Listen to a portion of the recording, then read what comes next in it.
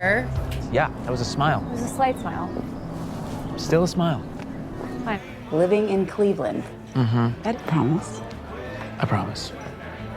I mean, 3 that fit in my budget. You have a casket?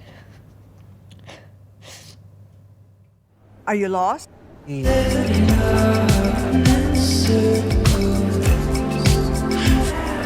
did? What?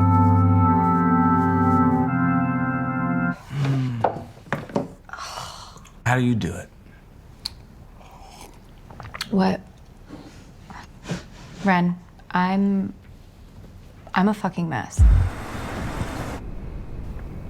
To Mom.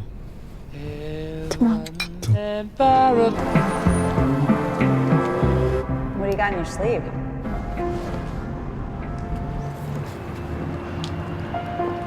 Did they give that to you? No. No?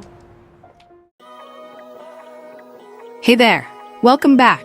Today, we're diving into The Good Half, a movie that's all about family, grief, and finding your way through tough times. I've picked out some key scenes to walk you through the story, so let's get started. So the movie kicks off with Renn Wheeland, who's on his way back to Cleveland for his mom's funeral.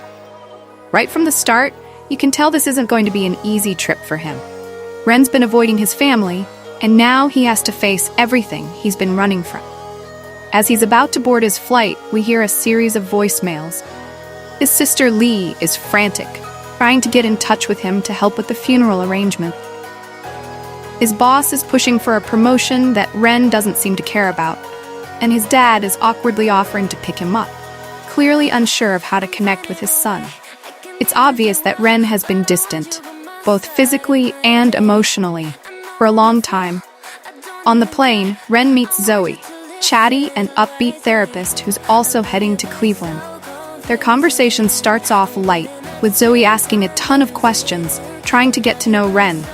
It's clear she's the type of person who can talk to anyone about anything, but Renn isn't really in the mood.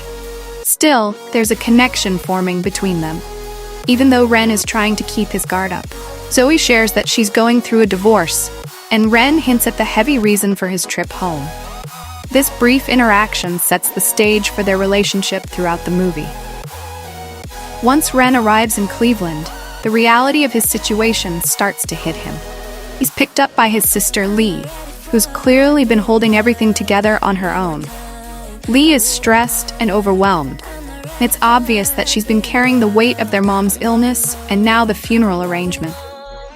Renn, on the other hand, seems detached, still trying to process everything that's happening. Lee asks him if he's okay, and he responds with a simple, "I'm fine," but it's clear he's anything but fine. At their dad's house, the tension between Renn and his father is palpable. They share an awkward drink at the kitchen table, both struggling to find the right words. Renn's dad tries to offer some kind of wisdom, quoting Thoreau about how we borrow words from others when we can't find our own. But the conversation falls flat, highlighting just how disconnected they are from each other. It's a painful scene that shows how grief can create distance, even between people who care about each other.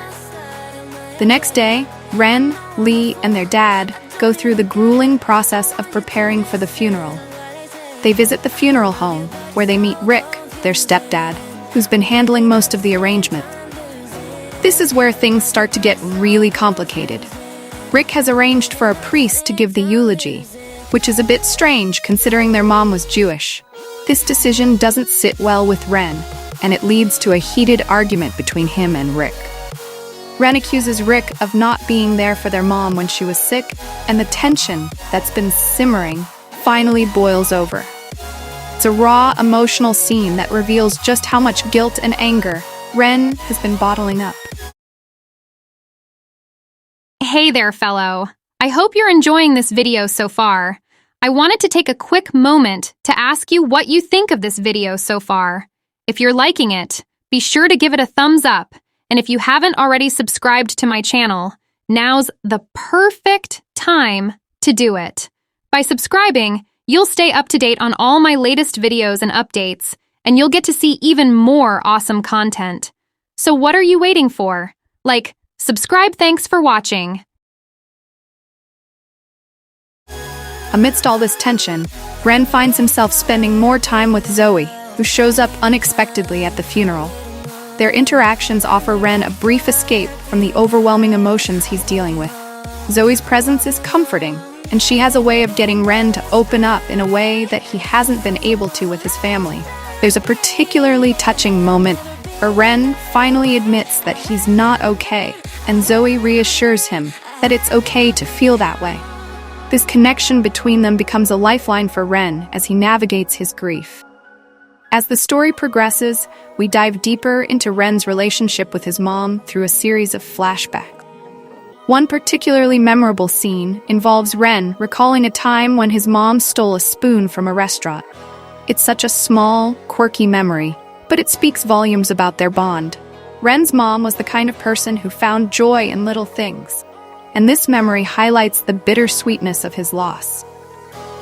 These flashbacks are woven throughout the movie, giving us glimpses of the life Renn shared with his mom and the void her absence has created. The day of the funeral arrives, and it's as emotionally charged as you'd expect. Renn is asked to speak, and at first he's hesitant, but as he starts talking, he opens up about his mom in a way that surprises even him. He shares a memory of being left at a store when he was a kid, a memory that, at the time, made him angry, but now fills him with a deep sense of longing. He talks about how his mom would have hated all the fuss of a funeral, how she never liked being the center of attention. It's a heartfelt, raw eulogy that captures the essence of who his mom was and the complicated emotions Renn is wrestling with.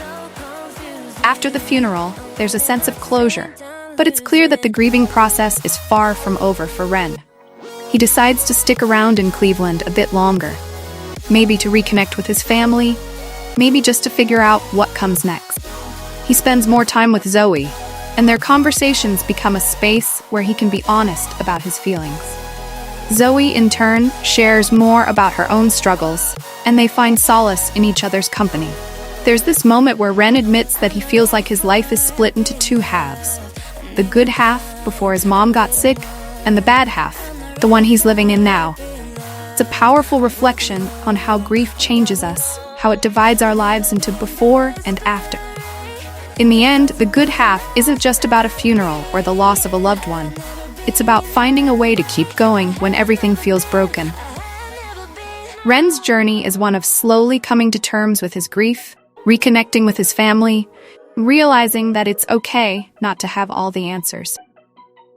Film closes on a hopeful note, with Renn and Zoe sharing a quiet moment together, suggesting that while the pain of loss never fully goes away, there's still room for healing and moving forward. And that's the good half. It's a beautifully crafted story that takes a deep dive into the complexities of grief, family dynamics, and the journey toward healing. I hope this recap gave you a good sense of the movie's emotional depth and left you feeling connected to Renn's story. Thanks for watching, and be sure to check back for more in-depth recaps.